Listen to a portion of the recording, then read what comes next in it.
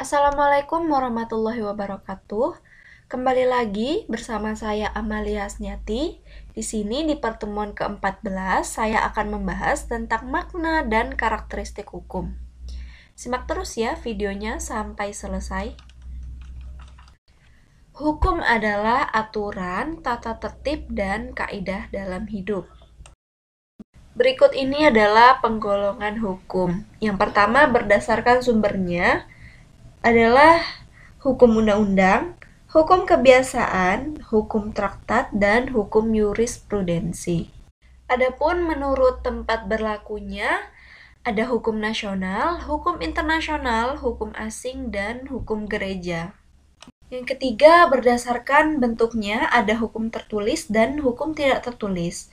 Hukum tertulis ini pun dibagi menjadi dua, yaitu hukum tertulis yang dikodifikasikan, yaitu secara lengkap disusun secara sistematis, dan hukum tertulis yang tidak dikodifikasikan, yaitu meskipun tertulis tetapi tidak disusun secara sistematis. Contohnya peraturan pemerintah dan keputusan presiden. Nah, berdasarkan waktu berlakunya, hukum dibagi menjadi dua, yaitu hukum positif dan negatif. Hukum positif itu adalah hukum yang berlaku sekarang bagi suatu masyarakat dalam suatu daerah tertentu.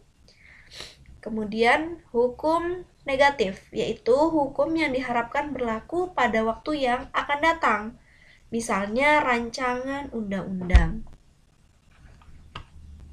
Nah, berdasarkan cara mempertahankannya, hukum dibagi menjadi dua, yaitu hukum material dan hukum formal. Hukum material itu hukum yang mengatur hubungan antara anggota masyarakat yang berlaku umum.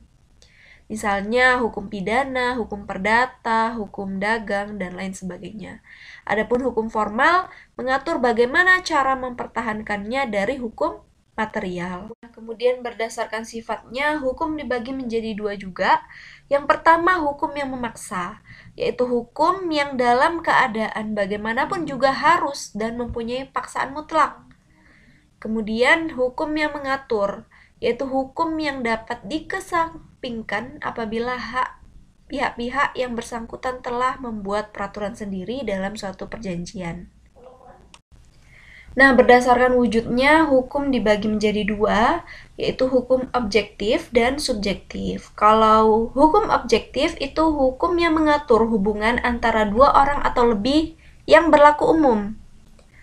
Kalau subjektif, hukum yang timbul dari hukum objektif dan berlaku terhadap seorang atau lebih.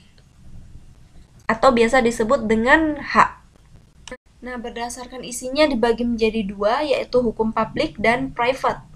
Kalau publik mengatur hubungan antara negara dengan individu atau warga negara, dan masyarakat kepentingan umum atau publik. Sementara kalau private itu sipil, yaitu hukum yang mengatur hubungan antara satu individu dengan individu lainnya.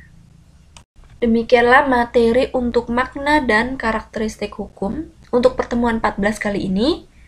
Semoga videonya bermanfaat. Jangan lupa like, comment, and subscribe channel YouTube saya.